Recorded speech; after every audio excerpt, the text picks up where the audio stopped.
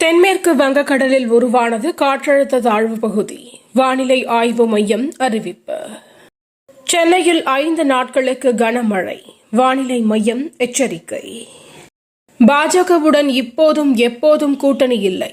ஜெயக்குமார் திட்டவட்டம். என் பயணம் என் கால்களை நம்பித்தான். 2026 தனித்த போட்டி. சீமான் பேட்டி. வாக்காளர் முகாம் குறித்து விழிப்புணர்வை ஏற்படுத்துக தாவேகா நிர்வாகிகளை வலியுறுத்திய என். ஆனந்த்.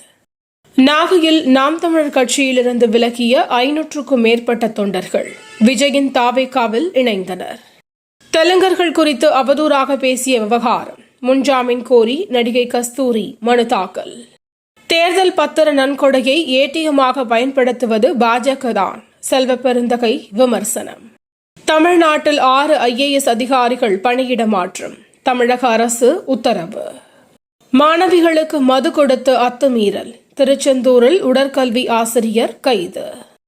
டெல்லியில் பட்டாசு வெடிக்க ஆண்டு முழுவதும் தடை விதிக்க வேண்டும். உச்சநீதிமன்ற நீதிபதிகள் உத்தரவு. ஜார்க்கண்டில் ஆட்சிக்கு வந்தவுடன் ஊடுருவல்காரர்களை கண்டறிய குழு. உள்துறை அமைச்சர் அமித் ஷா பேச்சு. அரசு கட்டுப்பாட்டில் இருக்கும் தமிழர்களின் நிலம் அவர்களிடமே திரும்ப ஒப்படைக்கப்படும். இலங்கை அதிபர் அனுரகுமார திசநாயக்க உறுதி. மணிப்பூரில் பாதுகாப்பு படையினர் நடத்திய தாக்குதல்.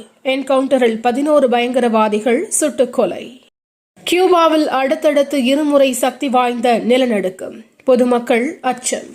தினம் தினம் நடக்கும் முக்கிய நிகழ்வுகளை சுருக்கமாகவும் தெளிவாகவும் தலைப்புச் செய்திகள் வழியே அறிந்து கொள்ள QLN நியூஸ் சேனலை சப்ஸ்கிரைப் செய்யவும்.